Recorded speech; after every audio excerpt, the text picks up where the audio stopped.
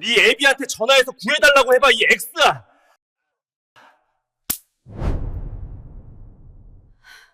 수년간 당신의 곁을 지킨 사람이 사실은 인간의 탈을 쓴 악마였다는 것을 알게 된다면은 어떻게 하시겠습니까?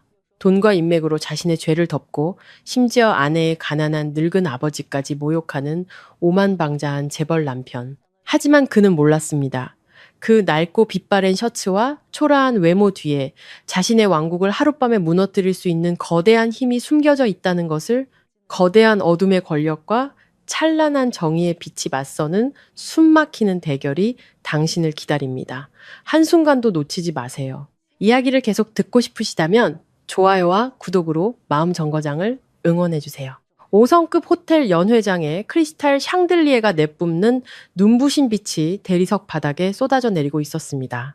저는 몸에 딱 붙는 실크 머메이드 드레스를 입고 그곳에 서 있었습니다. 목에는 강남의 아파트 한 채 값과 맞먹는 다이아몬드 목걸이가 걸려 있었죠. 저는 내면의 모든 균열을 숨기기 위해 오랫동안 연습해온 완벽한 미소를 짓고 있었습니다. 주변에서는 우리 도다 물류업계의 황금 커플이라며 부러워하는 속삭임이 들려왔습니다. 남편 강태석은 고위공직자들과 사업 파트너들에게 둘러싸여 있었습니다. 고급 맞춤 정장을 차려입은 그는 레드 와인 잔을 든 채 권력과 돈을 손에 쥔 자의 자신감 넘치는 태도를 뽐내고 있었습니다. 멀리서 보면 우리는 질투가 날 만큼 완벽한 성공의 상징이자 이상적인 가족의 모습이었습니다. 하지만 남편의 시선이 무심코 저를 스칠 때마다 등골을 타고 흐르는 차가운 냉기를 느끼는 것은 저뿐이었습니다. 그것은 남편이 아내에게 보내는 눈빛이 아니었습니다. 자신의 수집품 중 가장 비싼 보석을 바라보는 주인의 통제와 소유욕 가득한 시선이었죠. 모든 것이 무너지기 시작한 것은 회사의 오랜 파트너인 남 이사님이 제게 다가와 인사를 건넸을 때였습니다. 대화는 회사의 발전과 제 아름다움에 대한 몇 마디 칭찬이 오가는 지극히 사교적인 것이었습니다. 저는 늘 그랬듯 우아하게 응대했습니다.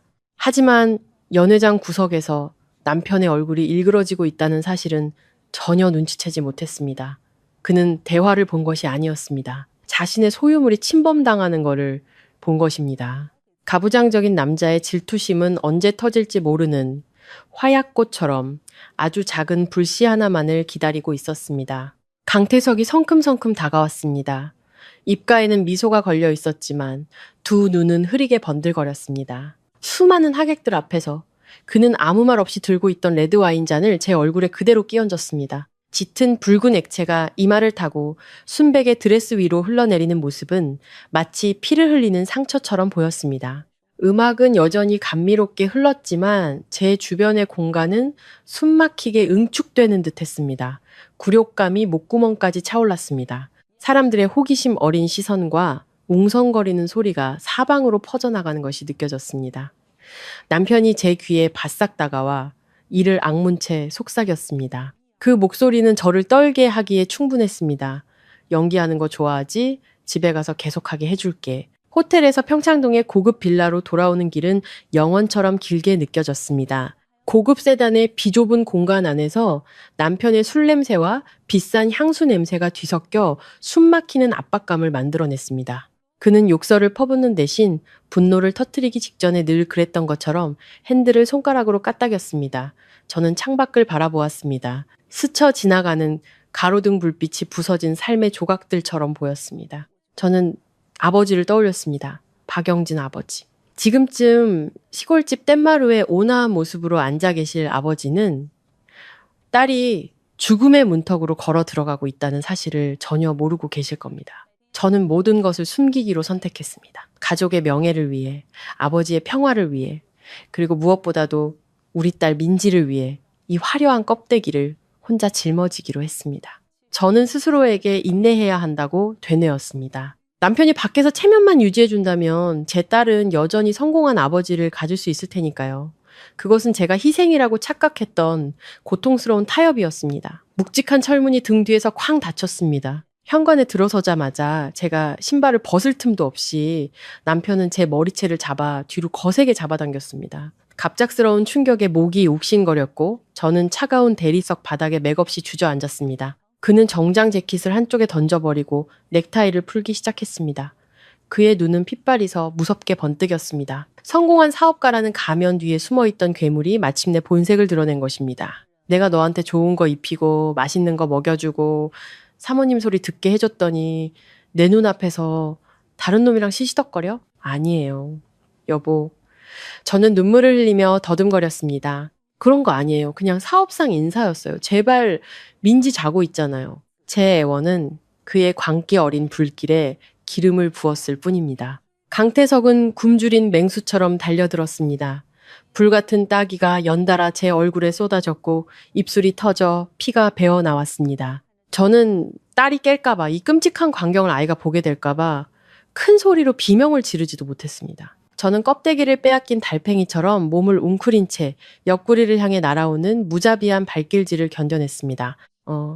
숨이 쪘을 듯한 고통이 찾아올 때마다 가족이라 불렸던 것에 대한 믿음이 산산조각 났습니다. 저는 깨달았습니다. 제가 사는 곳은 고급 빌라가 아니라 화려한 유리 감옥이라는 것을. 간수인이 원할 때면은 언제든 저를 부숴버릴 수 있는 그런 곳이었습니다. 바로 그때 계단 쪽에서 민지의 가슴 찢어지는 울음소리가 들려왔습니다. 만화 캐릭터가 그려진 잠옷을 입은 5살 배기 아이가 아빠가 엄마를 미친 듯이 폭행하는 장면을 보며 벌벌 떨고 있었습니다. 아이의 동그란 눈은 공포와 충격으로 가득 차 있었습니다.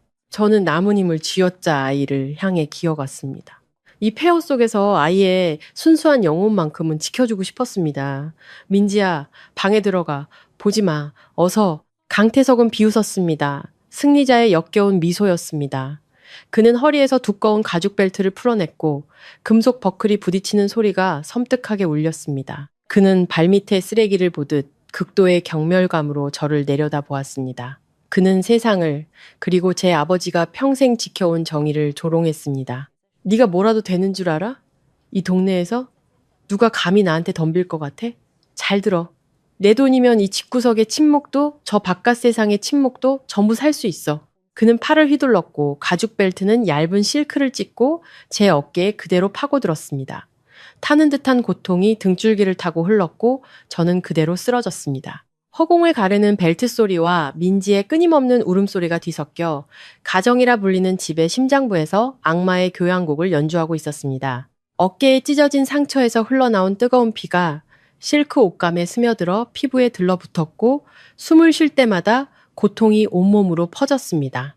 강태석은 천장의 불빛을 가리는 거대한 검은 산처럼 우뚝 서서 마치 피에 취한 도살자처럼 여전히 벨트를 손에 들고 있었습니다. 그는 멈추지 않았습니다. 제가 식탁 밑에서 정신을 잃고 울고 있는 민지를 보호하려 몸을 일으키자 다음 채찍질이 등과 팔에 쏟아졌습니다. 짝 하는 건조한 소리가 울릴 때마다 제 살쾡은 경련을 일으켰습니다. 하지만 이 순간 육체적 고통은 제가 한때 남편이라 불렀던 자에 대한 극도의 혐오감에 짓눌리는 듯 했습니다. 핏발선 눈으로 저를 내려다보는 남편의 얼굴은 자만심과 짙은 술기운으로 흉하게 일그러져 있었습니다. 그는 벨트를 바닥에 던졌습니다. 금속이 대리석과 부딪히는 소리가 귀를 찢을 듯 했습니다.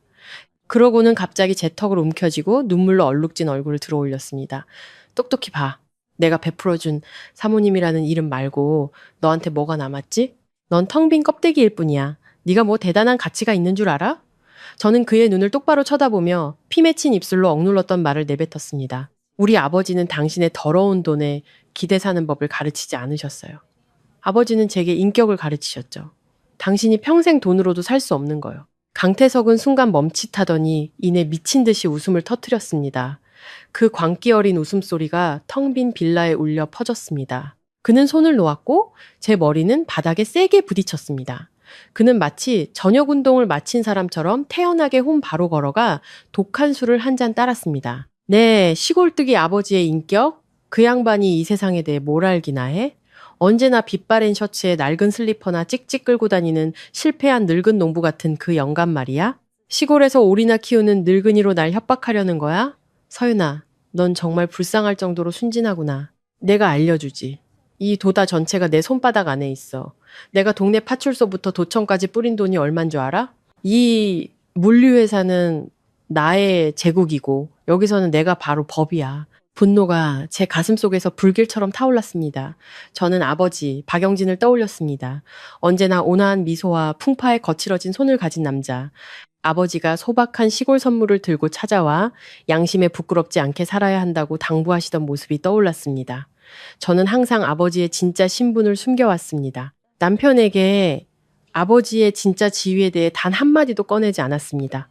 부끄러워서가 아니었습니다. 아버지의 청렴함과 평온한 삶을 남편의 기만과 돈 냄새 가득한 세상으로부터 지켜드리고 싶었기 때문입니다. 저는 아버지가 제가 겪고 있는 이 쓰레기 더미에 발을 들이시길 원치 않았습니다. 하지만 지금 이 악마가 가장 더러운 말로 아버지를 모욕하는 것을 듣자 심장이 쥐어짜이는 듯 했습니다. 당신은 우리 아버지를 입에 올릴 자격도 없어.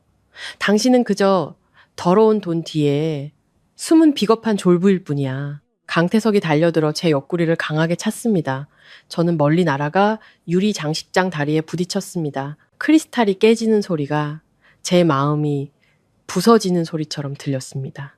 그는 무릎에 두 손을 짚고 제 얼굴에 바싹 다가와 이를 악물고 말했습니다. 나한테 개기는 거야? 잘났으면 그 늙은이한테 전화해봐. 전화해서 그 영감이 널 어떻게 구하는지 한번 보자고. 아니면 내가 아예 시골로 보내서 평생 오리나 키우게 만들어줘?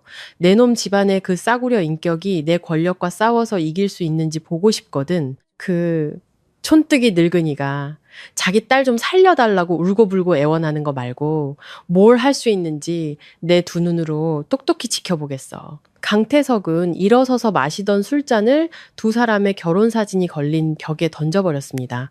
유리 파편이 사진 속에서 환하게 웃고 있는 자신의 얼굴에 박혔습니다. 그는 피와 술 냄새를 씻어내려는 듯 욕실로 향했습니다. 산산조각 난 유리 파편 위에 웅크리고 있는 저를 그대로 내버려둔 채였습니다. 식탁 밑에서 기어나온 민지가 제 목을 끌어안았습니다.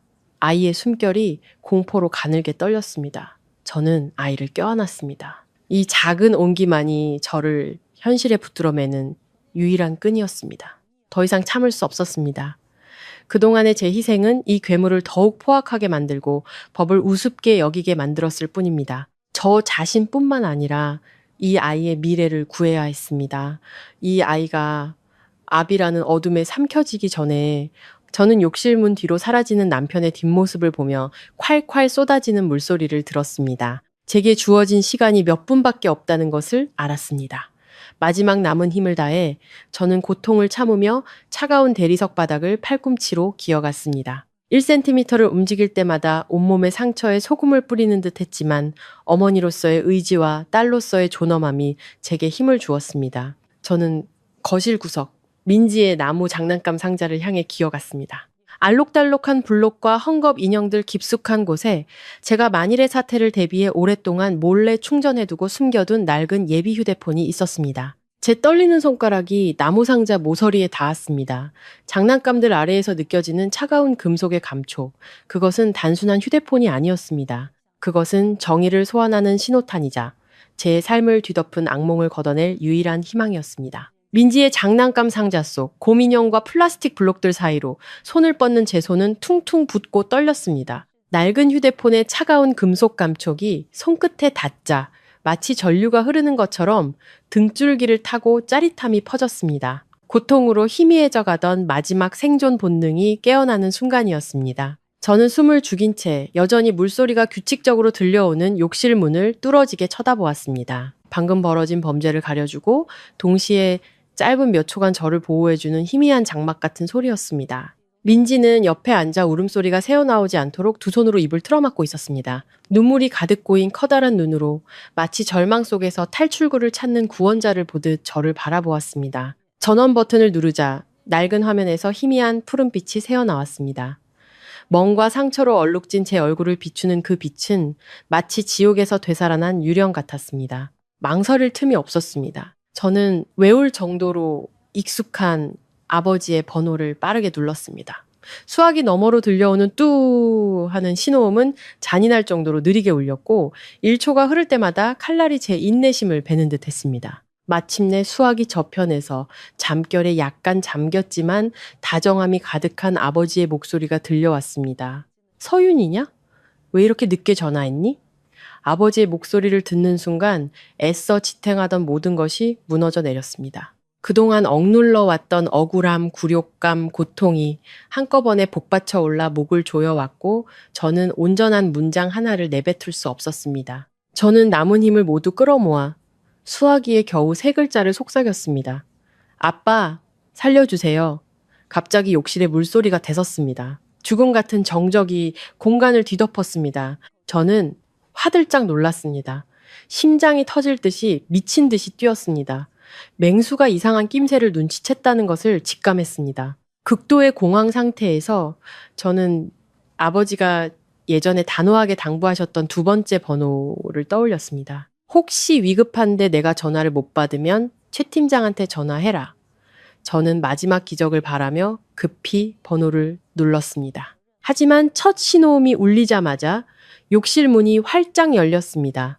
강태석이 허리에 수건 한 장만 두른 채 걸어 나왔습니다. 햇볕에 그을린 피부에 맺힌 물방울들이 독사의 이슬처럼 보였습니다. 그의 시선이 방을 훑다가 제 손에 들린 휴대폰에 멈췄습니다. 너 지금 뭐 하는 거야? 그는 먹이를 쫓는 표범처럼 긴 걸음으로 다가오며 으르렁거렸습니다. 최 팀장의 목소리를 듣기도 전에 거대한 손이 날아와 제 휴대폰을 벽으로 세차게 후려쳤습니다. 플라스틱이 부서지는 소리와 함께 화면이 꺼졌고 제 마지막 희망도 무참히 짓밟혔습니다. 남편은 멈추지 않았습니다. 그는 바닥에 떨어진 휴대폰 조각을 주워 더 이상 생명이 없는 부품 덩어리가 될 때까지 발로 지시겼습니다. 절망이 저를 덮쳤습니다. 외부 세계와 연결된 유일한 끈이 끊어졌다는 것을 깨달았을 때 온몸이 차갑게 식는 듯한 공허함이 밀려왔습니다. 저는 남편의 발밑에 널린 파편들을 보며 저와 민지의 미래가 그의 오만한 발뒤꿈치 아래 짓밟히고 있음을 느꼈습니다. 그는 단순히 물건 하나를 부순 것이 아니었습니다.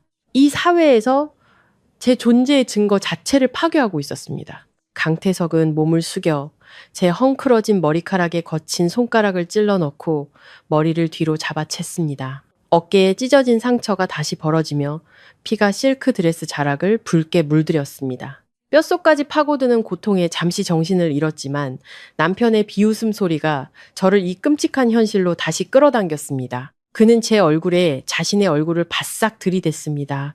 술 냄새와 비누 냄새가 뒤섞여 억압의 향기를 만들어냈습니다. 그는 경멸이 가득한 눈으로 저를 내려다보았습니다. 누구한테 전화했어? 시골에 있는 그 오리치는 늙은이. 아니면 웬놈의 징후정보라도 되나? 내가 말했지. 이 동네에선 내 말이 유일한 법이라고. 네가 하늘에 대고 소리쳐도 이 집에 감히 발들여 놓을 놈은 아무도 없어. 저는 더 이상 대꾸할 힘도 없었습니다. 그저 증오와 혐오가 가득한 눈으로 그를 바라볼 뿐이었습니다. 그의 과거 맹세들을 믿었던 제가 얼마나 어리석었는지 깨달았습니다. 저와 제 딸을 막다른 길로 몰아넣으면서까지 이 화려한 껍데기를 지키려 했던 제가 얼마나 바보 같았는지 제 침묵은 남편을 더욱 분노하게 만들었습니다. 그는 목소리를 낮게 깔며 힘없는 아내의 마지막 저항마저 짓밟으려는 듯 한자 한자 내뱉었습니다. 내가 모를 줄 알았어? 이딴 쓰레기로 날 무너뜨리려고? 그 촌뜨기 늙은이가 자기 딸이 나한테 이렇게 교육받는 걸 보고 뭘 할 수 있을지 내 두 눈으로 똑똑히 지켜보겠다. 돈의 힘이 뭔지 보여주지. 내 놈 집안이 숭배하는 그따위 허울뿐인 인격보다 위에 있는 게 바로 돈이야. 기적 따윈 바라지도 마. 여기선 내가 바로 하늘이니까. 그는 머리채를 더 세게 움켜쥐고 저를 차가운 대리석 바닥 위로 질질 끌고 계단 쪽으로 향했습니다. 민지가 필사적으로 울부짖으며 제 옷자락을 붙잡았지만 소용없었습니다. 맨살이 거친 바닥에 쓸리는 감각과 두피에서 오는 극심한 통증에 저는 기진맥진했습니다. 시야가 점점 흐려졌지만 서서히 덮쳐오는 어둠 속에서 아버지의 경찰 제복과 단호했던 당부의 말씀이 마치 정의의 약속처럼 문득 떠올랐습니다. 강태석은 계단 아래서 멈췄습니다. 그는 망가진 장난감처럼 저를 내팽개치고는 한 계단 위에서 승리자의 표정으로 저를 내려다보았습니다. 구조 요청하는 거 좋아하지? 좋아. 그 늙은이가 뭘 할 수 있는지 한번 보자고. 바로 그때 요란한 초인종 소리가 빌라 안에 폭력과 술 냄새로 가득한 공기를 찢었습니다. 강태석은 멈칫하며 짙은 눈썹을 도전적으로 치켜 올렸습니다. 그는 제 머리채를 놓고 태연하게 수건을 고쳐 맨 뒤 현관에 설치된 인터폰 화면으로 걸어갔습니다. 화면에는 옆집 아주머니가 안절부절 못하는 모습과 함께 푸른 제복을 입은 2명의 동네 경찰관이 서 있었습니다. 바닥에 쓰러져 있던 저는 가쁜 숨을 몰아쉬었습니다. 희미한 희망과 극도의 두려움 사이에서 심장이 미친 듯이 뛰었습니다. 저는 떨리는 팔로 민지를 끌어안고 입술에서 흐르는 피를 가리려 애썼지만 공권력의 등장은 남편을 전혀 위축시키지 못하는 듯 했습니다. 그는 비웃었습니다. 모든 도덕과 법이 돈으로 해결될 수 있다고 믿는 자의 오만한 미소였습니다. 강태석은 셔츠도 걸치지 않은 채 마치 자신의 육체적 힘을 과시하듯 탄탄한 상반신을 드러내며 유유히 문을 열러 나갔습니다. 옆집 아주머니와 2 경찰관을 보자마자 그는 팔짱을 끼고 조롱 섞인 목소리로 말했습니다.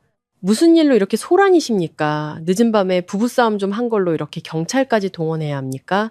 젊은 경찰관이 열린 문틈으로 안을 살폈습니다. 바닥에 웅크리고 앉아있는 저, 찢어진 실크드레스, 그리고 현관 불빛 아래 선명하게 보이는 멍자국들. 그의 표정이 굳어졌습니다. 강태석 씨, 가정폭력 신고가 들어왔습니다. 부인의 상태를 확인해야 하니 옆으로 비켜주시죠. 강태석은 물러서기는커녕 한 걸음 앞으로 다가와 젊은 경찰관을 압박했습니다. 그는 주머니에서 최신형 스마트폰을 꺼내 빠르게 번호를 누른 뒤 귀에 대고 2 경찰관의 제복을 경멸적으로 쏘아보았습니다. 폭력은 무슨, 제 아내가 좀 히스테리가 있어서요. 몇 마디 훈계 좀 한 겁니다. 2 분 아직 젊으신 것 같은데 일할 땐 앞뒤를 잘 살펴야죠. 제가 도경찰청에 있는 최 팀장님한테 전화 한 통 해드릴까요? 다 아는 사이인데. 서로 피곤하게 만들지 맙시다. 안쪽에 누워있던 저는 남편의 입에서 나오는 말을 똑똑히 들으며 온몸이 차갑게 식는 것을 느꼈습니다. 강태석의 인맥이라는 문어발이 얼마나 멀리까지 뻗어 있는지 깨닫자 엄청난 충격이 저를 덮쳤습니다. 그는 허세를 부리는 게 아니었습니다. 그는 도닷 단위의 고위직 이름을 공공연히 거론하며 현장 경찰들을 압박할 만큼 자신만만했습니다. 저는 젊은 경찰관과 그의 동료를 보았습니다. 그들의 눈에 스치는 아주 잠깐의 망설임. 그들의 정의감은 남편이 불법적인 물류사업과 두둑한 봉투로 쌓아 올린 어두운 권력의 네트워크와 맞서 싸워야 했습니다. 저는 눈을 감았습니다. 아버지에 대한 걱정이 맹렬하게 타올랐습니다. 아버지께 전화하는 것이 유일한 방법이라 생각했지만 이제는 아버지가 정말 이곳에 오신다면 남편이 그 거대한 권력으로 아버지를 모욕하고 그가 늘 비웃던 시골뜨기 늙은이의 명예를 짓밟을까 두려워졌습니다. 저는 아버지가 이 진흙탕에 휘말리시는 것을, 아버지의 낡은 셔츠가 저 인간 말종의 오만함에 더럽혀지는 것을 원치 않았습니다. 강태석은 자신의 권세를 온 동네에 과시하려는 듯 계속해서 큰 소리로 통화했습니다. 아, 최 팀장님? 네, 접니다. 강태석입니다. 동네 친구들이 저희 집에 잠깐 방문했는데 팀장님께서 말씀 한마디만 좀 해주시죠. 그냥 사소한 집안일입니다. 네. 조만간 제가 차 한잔 대접하러 가겠습니다. 그는 전화를 끊고 마치 손님을 쫓아내듯 문 쪽을 턱짓하며 의기양양하게 젊은 경찰관을 바라보았습니다. 하지만 경찰관은 물러서지 않았습니다. 제 입술에 피와 민지의 공포에 질린 눈을 본 순간 직업적 양심이 권력에 대한 두려움을 이겼습니다. 그는 한 걸음 다가서며 권총에 손을 얹고 차갑고 단호한 목소리로 말했습니다. 강태석 씨, 다시 한번 말씀드립니다. 누구를 아시든 법대로 처리해야 합니다. 즉시 물러서서 조서 작성에 협조해 주십시오. 아주머니, 어서 이서윤 씨를 부축해 주세요. 강태석의 얼굴색이 변했습니다. 그의 얼굴은 막다른 길에 몰린 맹수처럼 흉포해졌습니다. 그는 동네 파출소 경찰관 따위가 감히 자신에게 반항할 줄은 상상도 못했을 겁니다. 그가 으르렁거리며 달려들려는 순간 멀리서 들려오는 일련의 소리가 모두를 얼어붙게 만들었습니다. 급박하고 위압적인 경찰차 사이렌 소리가 고급 주택가의 정적을 갈기갈기 찢었습니다. 한 대가 아니었습니다. 여러 대의 경찰차가 무서운 속도로 돌진해오고 있었습니다. 푸르고 붉은 경광등 불빛이 빌라의 하얀 벽에 어른거리며 혼란스럽고도 장엄한 풍경을 만들어냈습니다. 강태석은 미간을 찌푸렸습니다. 땀으로 번들거리는 그의 얼굴에서 자신감이 흔들리기 시작했습니다. 그는 최 팀장님이 왜 이렇게 차를 많이 보냈지? 하고 중얼거렸습니다. 하지만 저는 달랐습니다. 등줄기를 타고 전류가 흐르는 것을 느꼈습니다. 진짜 폭풍이 이제 막 상륙하기 시작했으며 남편이 스스로 쌓아 올린 종이 성벽이 그가 상상조차 못했던 힘에 의해 곧 흔적도 없이 쓸려 나갈 것이라는 예감이 들었습니다. 푸르고 붉은 빛이 점점 가까워지며 눈물로 젖은 제 얼굴에 마지막 희망의 빛을 날카롭고 찬란하게 비추었습니다. 경찰차 행렬에서 뿜어져 나오는 푸르고 붉은 경광등 불빛이 빌라의 화려한 석고 부조 위를 훑고 지나가며 고급스러운 공간을 압박감 넘치는 현장으로 바꾸어 놓았습니다. 강태석은 철문 옆에 못 박힌 듯 써 있었습니다. 경찰차들이 골목 어귀에서 멈추지 않고 자신의 집 마당으로 돌진해 들어오는 것을 보며 그의 얼굴은 당혹감으로 가득 찼습니다. 선두에 있던 경찰차가 급정거했고 자갈 위에서 타이어가 갈리는 소리가 마치 맹목적인 믿음이 무너지는 소리처럼 날카롭게 들렸습니다. 차문이 열리고 검고 윤이 나는 구두가 땅을 밟았습니다. 그 뒤를 이어 칼집에서 막 뽑아낸 검처럼 꼿꼿하고 마른 체구의 남자가 내렸습니다. 저는 고통을 참으며 현관 문틈으로 그를 보려고 애썼습니다. 익숙한 햇볕에 그을린 얼굴을 알아보는 순간 심장이 옌는 듯 했습니다. 하지만 오늘 아버지는 빛바랜 셔츠나 낡은 슬리퍼 차림이 아니었습니다. 박영진 아버지는 그곳에 위험 있는 경찰 정복을 갖춰 입고서 계셨습니다.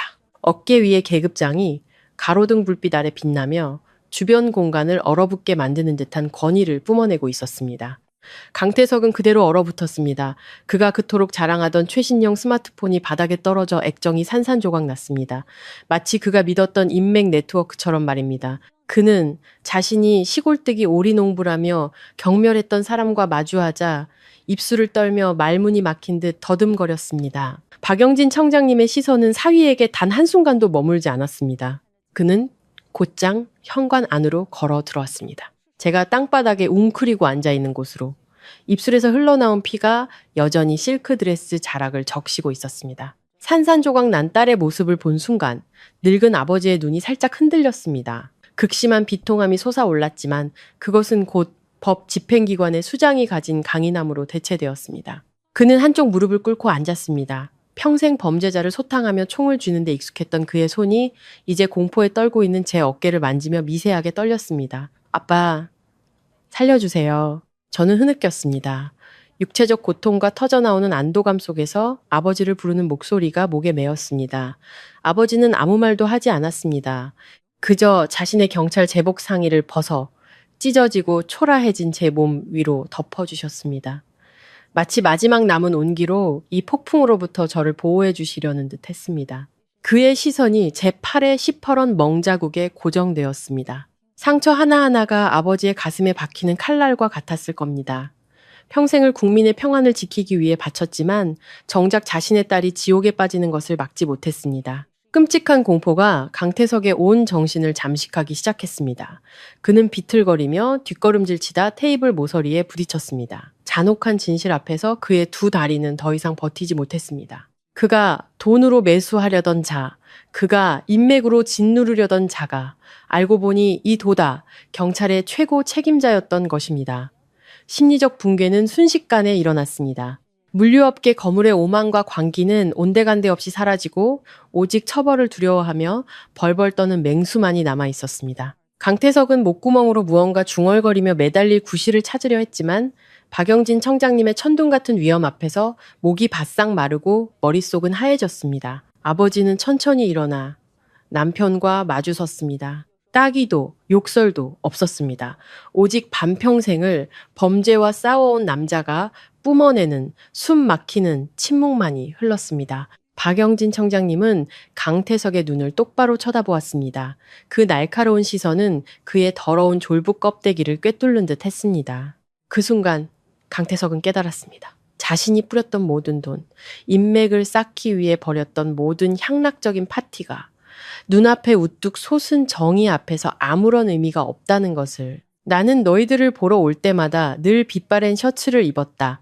내 딸 곁에 있는 사람들의 진심을 보고 싶었기 때문이다. 나는 자네에게 내 직업에 대해 한 번도 말한 적이 없지. 내 딸이 경찰청장이라는 애비의 직함 때문이 아니라 있는 그대로의 모습으로 사랑받길 원했기 때문이다. 하지만 자네의 인격을 믿었던 내가 틀렸던 것 같군. 박영진 청장님의 단호한 목소리가 낮고 위험 있게 울려 퍼졌습니다. 한마디 한마디가 그 자리에서 선고되는 판결문 같았습니다. 강태석은 무릎을 꿇었습니다. 그는 무의식적으로 두 손을 들어 애원하려는 듯 했지만 그의 앞에는 더 이상 온화한 오리농부 장인이 없었습니다. 오직 정의를 집행하는 법에 강철병만이 서 있을 뿐이었습니다. 밖에서는 여전히 푸르고 붉은 경광등이 번쩍이며 강태석의 더러운 제국이 흔적도 없이 청소될 기나긴 밤의 시작을 알리고 있었습니다. 강태석은 대리석 바닥에 털썩 주저앉았습니다. 무릎이 부딪히며 둔탁한 소리가 났습니다. 그는 박영진 청장님을 향해 몸을 일으키려 애썼습니다.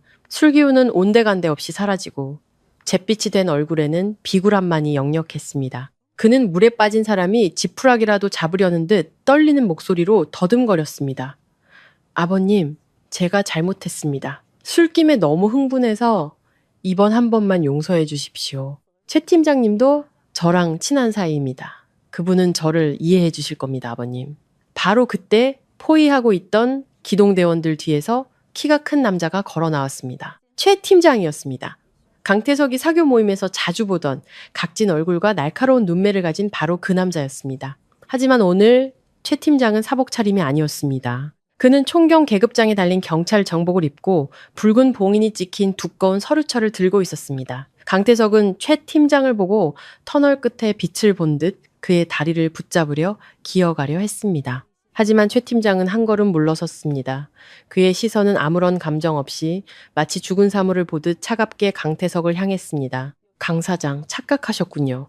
저는 당신이 생각하는 그런 아는 사이가 아닙니다. 저는 청장님의 특별 보좌관이자 더 중요하게는 당신의 물류회사가 저지른 밀수, 탈세, 그리고 자금 세탁 혐의 사건을 수사 중인 특별수사팀의 팀장입니다. 최 팀장의 말은 거대한 망치가 되어 강태석의 머리를 내리쳤고 그의 마지막 남은 희망마저 산산조각 냈습니다. 저는 아버지의 헐렁한 경찰 제복을 걸친 채 의자에 앉아 이 광경을 지켜보았습니다. 가슴속에서 쓰디쓴 희열이 차올랐습니다. 저는 불과 몇 분 전까지만 해도 법을 우습게 여기며 자신만만해하던 남편을 보았습니다. 지금 그는 구석에 몰린 시궁지와 다를 바 없었습니다. 그 희열은 승리의 기쁨이 아니었습니다. 수년간의 굴욕, 몸에 새겨진 흉터, 그리고 침묵이 평화를 가져다 줄 것이라 믿었던 어리석음에 대한 슬픔이었습니다. 저는 깨달았습니다. 제가 그의 채찍질을 견디는 동안 아버지와 최 팀장님은 그가 다른 사람들의 피와 눈물로 쌓아 올린 더러운 제국을 쓸어버리기 위해 조용히 강철 그물망을 펼치고 계셨다는 것을 최 팀장은 검찰의 붉은 직인이 찍힌 서류 한 장을 강태석의 얼굴 앞에 차갑게 내밀었습니다. 우리는 1년 넘게 당신 회사의 불법적인 운송 활동을 추적해왔습니다. 국경을 넘나드는 밀수품, 자금 세탁을 위한 유령 계산서, 모든 것이 이 서류에 담겨 있습니다. 오늘 밤 당신이 아내를 폭행한 것은 우리가 압수수색 및 긴급체포 영장을 예정보다 빨리 집행하게 만든 기폭제가 되었을 뿐입니다. 강태석은 완전히 무너졌습니다. 그는 바닥에 머리를 박고 어깨를 들썩였습니다. 그가 자랑하던 인맥, 죄를 씻기 위해 사용했던 돈은 이제 강철 같은 증거와 법의 정의 앞에서 완전히 무용지물이 되었습니다. 그는 다시 한번 최 팀장을 올려다보며 탈출구나 인정에 대해 중얼거리며 애원했지만 돌아온 것은 단호하게 서류를 넘기는 소리와 경찰관의 굳건한 시선뿐이었습니다. 최 팀장에게 강태석은 더 이상 영향력 있는 사업가가 아니었습니다. 그는 사회로부터 격리되어야 할 위험한 범죄 용의자일 뿐이었습니다. 저는 아버지를 보았습니다. 박영진 청장님은 여전히 돌처럼 침묵을 지키고 서 계셨지만 그의 눈은 분노와 고통으로 불타고 있었습니다. 그는 사위를 보지 않았습니다. 그는 사위의 등 뒤, 끔찍한 범죄 현장이 아닌 행복한 가정이 있어야 할 허공을 바라보고 있었습니다. 저는 어깨에 걸쳐진 경찰 제복의 무게를 느꼈습니다. 그것은 단순한 권력이 아니었습니다. 그것은 정의의 근간을 지키기 위한 아버지의 책임감과 조용한 희생이었습니다. 상처의 고통은 여전히 남아 있었지만 정의에 대한 믿음이 제 안에서 다시 살아나기 시작했습니다. 최 팀장은 동료들을 향해 돌아섰습니다. 그의 또렷하고 단호한 목소리가 빌라 전체에 울려 퍼졌습니다. 모든 수사관 주목. 용의자 강태석의 자택 및 사무실에 대한 압수수색 영장을 집행한다. 모든 서류, 전자기기를 압수하고 비밀 금고를 봉인한다. 즉시 실시. 경찰 기동대의 군화 소리가 각 층마다 요란하게 울려 퍼졌습니다. 고성능 손전등 불빛이 화려한 집안 구석구석을 훑으며 가장 어두운 곳까지 비추었습니다. 저는 민지를 꼭 껴안고 아이의 귀를 막아주었습니다. 아이가 범죄 제국이 무너지는 소리를 듣지 않도록. 오늘 밤 강태석의 종이 성벽은 뚫린 것이 아니었습니다. 그가 시골뜨기 늙은이라고 경멸했던 아버지의 엄격한 판결과 법의 강철 칼날 아래 갈기갈기 찢어지고 있었습니다. 특수 군화가 대리석 바닥을 긁는 요란한 소리가 빌라의 거짓된 평온을 깨뜨렸습니다. 고성능 손전등 불빛이 값비싼 유화와 수입 크리스탈 화병 위를 스쳐 지나가며 더러운 돈으로 쌓아 올린 사치의 민낯을 드러냈습니다. 최 팀장은 2층 복도 끝 강태석이 늘 비밀번호와 지문으로 굳게 잠가두었던 서재를 단호하게 가리켰습니다. 과학수사팀 요원들이 즉시 자리를 잡았습니다. 첨단 탐지기와 잠금 해제 장비가 동원되었습니다. 압박감으로 가득 찬 공간 속에서 기계가 딸깍거리는 소리가 규칙적으로 울려 퍼졌습니다. 저는 현관의자에 앉아 눈앞에서 빠르게 펼쳐지는 현실의 영화를 멍하니 바라보았습니다. 한때 제가 안식처이자 자랑으로 여겼던 이 집이 이제 맹수의 소굴이라는 본 모습을 드러내고 있었습니다.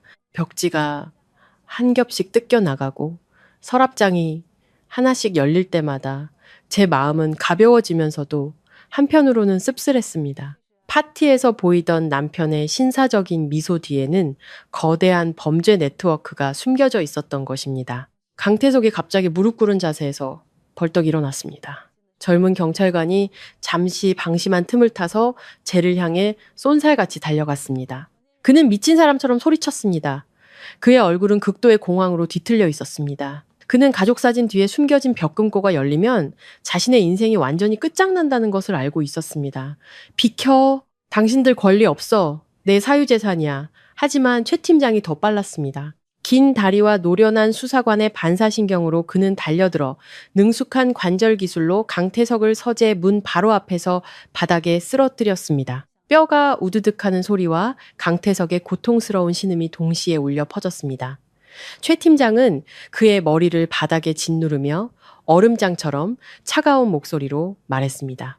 유령 서류와 자금 세탁 데이터가 담긴 하드 드라이브를 없애려고? 너무 늦었어. 우린 여기 들어오기 전부터 그 금고의 구조도를 파악하고 있었다. 방 안에서 딸깍 소리가 났습니다. 행복한 가족 사진이 무참히 내려지고 벽금고의 차가운 회색 강철문이 드러났습니다. 문이 열리자 수북한 세금 계산서, 밀수 경로에 뇌물을 준 내역이 상세히 적힌 수첩, 그리고 수많은 차명 계좌의 은행 카드들이 모습을 드러냈습니다. 검사들의 입회 하에 종이 위에서 춤추는 숫자들, 화물 운송으로 위장한 불법 물품 운송의 증거들이 소름 끼칠 정도로 상세하게 목록화되었습니다. 저는 경찰관들이 서류 상자를 봉인하는 2층을 올려다보았습니다. 민지가 제 목을 끌어안고 떨고 있는 것이 보였습니다. 저는 서둘러 아이의 눈을 가렸습니다. 이 집은 가면이 한 겹씩 벗겨지고 있었습니다. 최고급 소가죽 소파, 수백만 원짜리 양주, 모든 것이 정의의 비달에 떨고 있었습니다. 저는 수년 동안 이 거짓으로 가득 찬 공기 속에서 숨쉬고 살았다는 사실에 스스로가 역겨워졌습니다. 저는 아이에게 아버지를 남겨주고 싶어 인내했지만 그 아버지는 사실 법의 폐허 위에 미래를 쌓고 있는 악마였습니다. 이 사치는 사랑이 아니었습니다. 금으로 도금된 족쇄였습니다. 현관에서 강태석은 바닥에 납작 엎드려 있었습니다. 깔끔하게 빗어 넘겼던 머리는 이제 땀과 먼지로 엉망이 되었고 더 이상 소리치지 않고 절망적인 숨소리만 내뱉었습니다. 박영진 청장님은 최 팀장 옆에 서서 압수된 증거물 상자들이 옮겨지는 것을 엄숙한 눈으로 지켜보았습니다. 그는 강태석에게 한마디도 하지 않았습니다. 그의 침묵은 어떤 판결보다 더 잔혹했습니다. 아버지는 제게 다가와 어깨에 조용히 손을 얹으셨습니다. 이해와 슬픔이 담긴 손길이었습니다. 저는 아버지를 올려다 보았습니다. 그의 눈에는 승리감이 없었습니다. 오직 딸을 이 맹수의 발톱에서 더 일찍 구하지 못한 아버지의 슬픔만이 있었습니다. 용의자 연행해. 최 팀장의 또렷한 목소리가 울려 퍼졌습니다. 2명의 경찰관이 강태석을 일으켜 세웠고 찰칵 소리와 함께 수갑이 채워졌습니다. 아내를 때리기 위해 벨트를 휘둘렀던 바로 그 손목에 강태석은 비틀거리며 문 밖으로 나섰습니다. 그의 다리는 더 이상 제대로 서 있지 못했습니다. 빌라 문 밖에는 어느새 이웃들이 모여 있었습니다. 수많은 휴대폰 플래시가 터졌고 수군거리는 소리가 끊이지 않았습니다. 고급 외제차를 뽐내던 자, 시골뜨기 늙은이를 무시하던 자가 이제 고개를 푹 숙인 채 호송차에 오르는 굴욕을 겪고 있었습니다. 저는 현관계단에 서서 푸르고 붉은 경광등, 불빛에 가려진 채 호송차 철문 뒤로 사라지는 남편의 뒷모습을 바라보았습니다. 온 동네가 가짜 재벌의 몰락을 목격했습니다.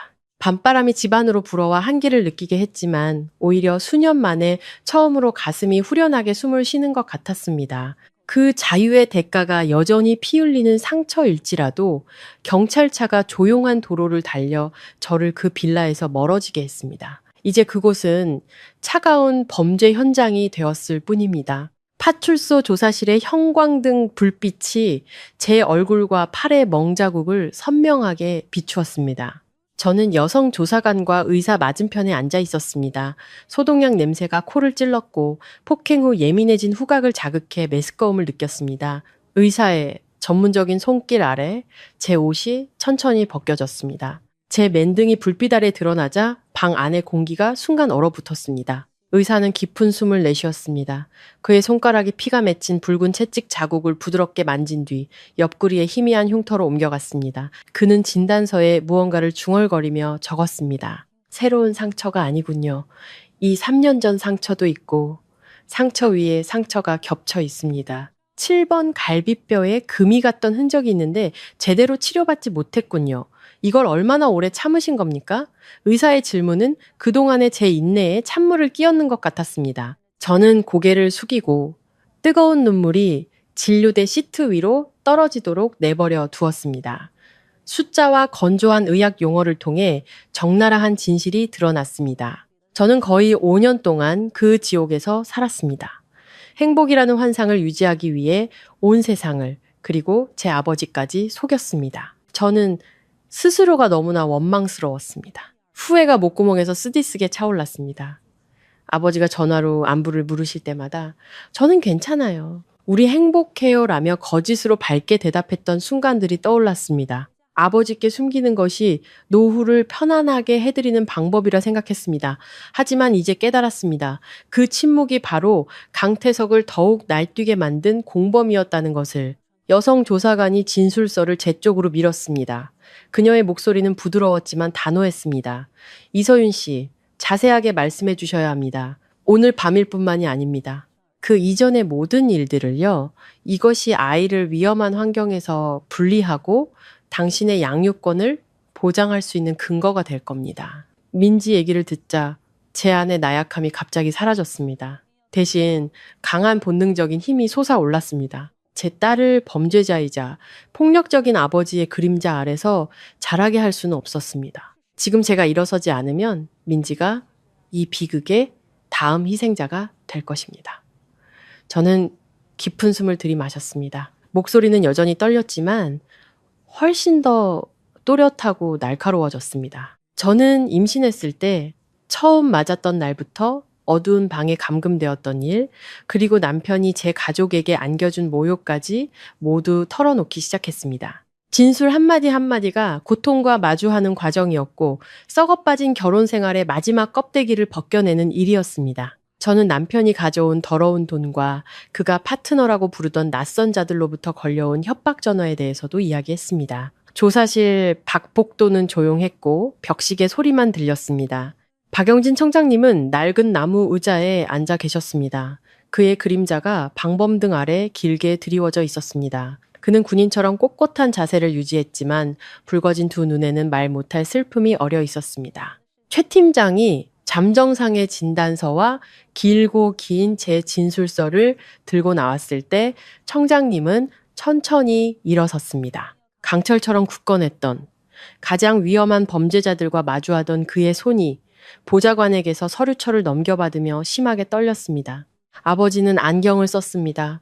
희미한 불빛 아래 그의 눈이 가늘어졌습니다. 오래된 상처, 흉터, 두부 외상 같은 단어들이 그의 심장에 바늘처럼 박혔습니다. 읽을수록 그의 손은 더욱 심하게 떨렸고 얇은 종이가 안타깝게 바스락거렸습니다. 그는 딸이 시골에 올 때마다 여름에도 긴 소매옷을 입고 다크서클을 가리기 위해 짙은 화장을 했던 것을 기억해냈습니다.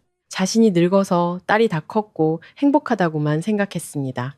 딸의 자립심을 너무 믿은 나머지 딸이 아무리 커도 여전히 보호가 필요하다는 사실을 잊고 있었습니다. 자책감에 가슴이 아파왔습니다. 마치 딸의 몸에 난 상처에 자신도 책임이 있는 것 같았습니다. 최 팀장은 옆에서 조용히 서서 아무 말도 하지 못했습니다. 늘 위험 있던 청장님이 지금 이 순간 파출소 복도에서 너무나 작고 외로워 보였습니다. 박영진 청장님은 진단서를 접어 손안에 꽉 쥐었습니다. 푸른 핏줄이 붉어졌습니다. 그 침묵 속에서 강철 같은 결심이 굳어졌습니다. 그는 단순히 한 시민을 위해 정의를 되찾는 것이 아니었습니다. 그는 딸이 수년 동안 겪어야 했던 모든 고통을 되찾아올 것이었습니다. 병원 대기실 문이 거칠게 열렸습니다. 타일 바닥을 또각거리며 울리는 하이힐 소리가 새로운 폭풍이 몰려오고 있음을 알렸습니다. 남편의 어머니 시어머니가 값비싼 벨벳 옷을 입고 들어섰지만 얼굴은 잿빛이었습니다. 늘 저를 은혜를 베푸는 듯 내려다보던 날카로운 눈은 이제 증오와 공포가 뒤섞여 번뜩였습니다. 민지의 병상 곁에 앉아있는 저를 보자마자 시어머니는 달려들었습니다. 며느리의 얼굴 상처는 안중에도 없다는 듯 돈다발과 법률 서류 뭉치를 테이블 위로 던졌습니다. 아가, 내 남편 앞길을 아주 막을 셈이냐? 걔가 좀 흥분한 것도 다 일 스트레스 때문에 이 집 걱정해서 그런 거다. 네. 아비까지 불러서 일을 이렇게 키울 필요가 있었어? 내 남편 감옥 가고 애는 아비 없이 자라고 집안 풍비박산 나는 걸 봐야 속이 시원하겠니? 시어머니는 이를 악물고 말했습니다. 처음에는 애원하는 척했지만 제가 차가운 눈으로 묵묵히 쳐다보자 바로 본색을 드러냈습니다. 시댁의 오랜 위선이 와르르 무너져 내렸습니다. 그녀는 다가와 제 얼굴에 손가락질했습니다. 금반지를 잔뜩 낀 손가락이 덜덜 떨렸습니다. 이 불효 막심한 것? 우리가 그 가난한 시골 구석에서 너를 데려와 호강시켜줬더니 이제 와서 은인의 등 뒤에 칼을 꽂아?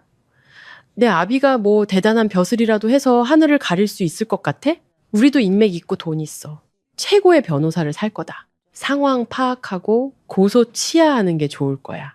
네. 아비한테 말 한마디 해서 태석이 형량 좀 줄여달라고 해. 안 그러면 나도 인정사정 없을 줄 알아. 저는 눈앞의 여자를 보며 목구멍까지 역겨움이 차오르는 것을 느꼈습니다. 강태석의 잔인함은 그냥 생긴 것이 아니었습니다.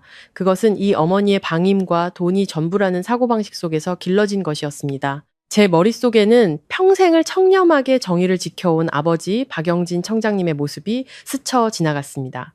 시어머니의 뻔뻔함과는 완전히 대조적이었습니다. 제 안에 마지막 인내심이 결의의 불꽃으로 타올랐습니다. 저는 일어서서 피하지 않고 귀부인 행세하는 시어머니의 눈을 똑바로 쳐다보았습니다. 어머님께서 저를 데려오셨다고요? 착각하셨네요. 저는 이 집에 아내이자 어머니가 데려온 거지 어머님 아드님이 더러운 사업 뒤에 화풀이하는 샌드백이 데려온 게 아니에요. 어머님 댁 돈으로는 제 등에 흉터를 살 수 없고 제 딸의 눈에 서린 공포도 살 수 없어요. 저를 불효라고 하셨죠? 그럼 며느리를 폭행하고 사돈을 모욕하는 어머님 아드님은 그게 어머님 집안의 도덕인가요? 제 목소리는 날카로웠습니다. 한마디 한마디가 단호하게 시어머니 얼굴에 박혔고 그녀는 할 말을 잃었습니다. 저는 더 이상 과거의 순종적이고 만만한 며느리가 아니었습니다. 제 태도는 완전히 바뀌었습니다. 저는 더 이상 동정을 구걸하는 불쌍한 희생자가 아니라 정의를 집행하기 위해 오른편에 선 사람이라는 것을 깨달았습니다. 이 성장은 고통스러웠지만 저 자신과 어린 딸을 지키기 위해 반드시 필요했습니다. 돈이나 인맥으로 저나 제 아버지를 협박할 생각은 마세요. 법은 어머님 댁이 흥정할 수 있는 물건이 아니니까요. 강태석이 저지른 죄값 하루도 빠짐없이 치르게 될 겁니다. 시어머니는 분노의 참화를 잊지 못하고 제 뺨을 때리려 손을 들었지만 때마침 들어온 최 팀장이 그 팔을 공중에서 막았습니다. 경찰관의 엄격한 시선에 그녀는 기가 죽어 저주를 중얼거리며 휘임 돌아서 가버렸습니다. 최 팀장은 그녀의 뒷모습이 복도 너머로 사라지는 것을 보고 제게 돌아섰습니다. 그의 표정은 매우 심각했습니다. 그는 의자에 앉지 않고 의자를 제 쪽으로 끌어당겨 앉았습니다. 목소리는 낮았지만 무게가 실려 있었습니다. 이서윤 씨, 이 싸움은 생각보다 더 힘들어질 겁니다. 강태석의 가족들이 경제범죄 흔적을 지우려고 미친 듯이 날뛰고 있는데 저희가 밀수보다 더 끔찍한 것을 찾아냈습니다. 최 팀장은 서류 가방에서 새로운 파일을 꺼냈습니다. 안에는 낡은 현장 사진과 3년 전의 수사 기록이 있었습니다. 그는 파일을 제게 건네며 끔찍한 사고 후 완전히 찌그러진 트럭 사진을 손가락으로 가리켰습니다. 강태석의 비밀 금고에 있던 하드 드라이브 데이터를 복구했습니다. 이것은 강태석이 이 도다의 물류업계에서 가장 큰 경쟁자를 제거하기 위해 직접 교통사고를 조작했다는 증거입니다. 당시 피해자는 전신마비가 되었고 강태석은 돈으로 목격자를 매수해서 사건을 기술적 결함으로 인한 사고로 둔갑시켰습니다. 이건 더 이상 경제범죄나 폭행이 아닙니다. 살인 미수입니다. 저는 사진들을 보며 공포에 손이 떨렸습니다. 제가 한때 이불을 덮고 잤던 남자가 정말로 인간의 탈을 쓴 악마였습니다. 이 진실은 저를 더 이상 물러설 수 없는 싸움으로 밀어넣는 마지막 일격과 같았습니다. 저는 서류철을 꽉 쥐었습니다. 제 눈은 진실의 끝을 보기로 결심한 사람의 날카로운 빛으로 번뜩였습니다. 강태석의 가장 어두운 비밀들이 서서히 빛 아래 드러나고 있었고 제가 바로 정의를 위해 횃불을 들 사람이 될 것이었습니다. 취조실은 낡은 회병 냄새와 정의의 냉기로 가득했습니다. 사방의 방음벽이 죄인의 마지막 희망마저 고립시키는 듯 했습니다. 강태석은 그곳에 앉아 있었습니다. 두 손은 취조용 책상 철제바에 수갑으로 단단히 묶여 있었고 한때 윤기나던 머리카락은 헝클어져 있었으며 지친 얼굴에는 공포의 주름이 선명했습니다. 그의 맞은편에는 젊은 수사관들이 아닌 박영진 청장님이 앉아 계셨습니다.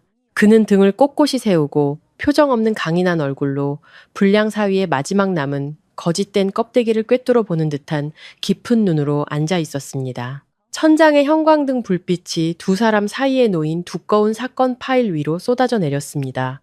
종이 한 장 한 장이 강태석의 물류제국의 종말을 고하는 칼날과 같았습니다. 강태석은 억지로 평정을 유지하려 애쓰며 쉰 목소리로 말했습니다. 아버님도 아시지 않습니까? 사업하다 보면 누구나 약간의 실수는 있기 마련입니다. 제가 직원들 먹여 살리고 서윤이와 민지 호강시켜 주려고 법을 좀 어긴 건 인정합니다. 그동안의 정을 봐서 살 길을 열어주십시오. 제가 모든 걸 보상하겠습니다. 돈은 얼마든지 내겠습니다. 여기 계신 분들 사무실을 새로 지어드릴 수도 있습니다. 박영진 청장님은 바로 대답하지 않았습니다. 그는 천천히 파일을 열어 3년 전 조작된 교통사고 현장 사진을 꺼내 조용히 책상 위에 올려놓았습니다. 그의 시선은 날카로웠고 강태석의 교활한 말들을 단숨에 부숴버렸습니다. 아직도 모르겠나? 여기엔 장인과 사위는 없다. 오직 법과 범죄자만 있을 뿐이다. 자네는 돈 얘기를 하지만 그 돈으로 자네가 무참히 짓밟은 운전기사의 두 다리를 되살릴 수 있나? 내 딸의 등에 난 흉터를 지울 수 있나? 자네는 돈으로 파출소부터 도경찰청까지 모두의 눈을 가릴 수 있다고 생각했겠지. 하지만 자네는 정의에는 가격표가 없다는 사실을 잊었어. 자네가 아는 사이라고 부르던 자들, 자네의 밀수 화물을 비호해 주던 자들은 오늘 아침 최 팀장이 모두 소환했다. 그들은 자네를 구해줄 수 없어. 자기들 자리 보전하기에도 바쁘니까. 강태석은 온몸을 떨었습니다. 취조실의 에어컨이 켜져 있었지만 땀이 비오듯 쏟아졌습니다. 그가 돈으로 쌓아 올린 강철 같던 네트워크가 이제는 쓸모없는 거미줄에 불과하다는 것을 깨닫자 마지막 남은 자신감마저 무너져 내렸습니다. 그는 깨달았습니다. 자신이 마주하고 있는 사람은 매수할 수 없는 사람이라는 것을, 명예와 청렴이라는 가치 앞에서 돈을 휴지 조각처럼 여기는 사람이라는 것을. 숨 막히는 침묵 속에서 심리전이 계속되었습니다. 박영진 청장님의 논리는 하나하나가 그의 오만함에 치명타를 날리는 일격이었습니다. 아버지는 방금 드러난 공범들과 비호 세력의 명단을 강태석에게 보여주었습니다. 그의 목소리는 낮았지만 위험이 있었습니다. 하늘의 그물은 넓고 성기어 보이나 결코 놓치는 법이 없다. 자네는 폭력으로 가정을 다스렸고 더러운 돈으로 세상을 다스리려 했지. 이제 자네의 자유로 그 대가를 치를 시간이다. 내 딸 서윤이의 진술, 최 팀장의 수사 기록, 그리고 자네 회계장부의 허점들이 완벽한 올가미를 만들었다. 침묵을 지키며 최고형을 받거나 아니면 관련된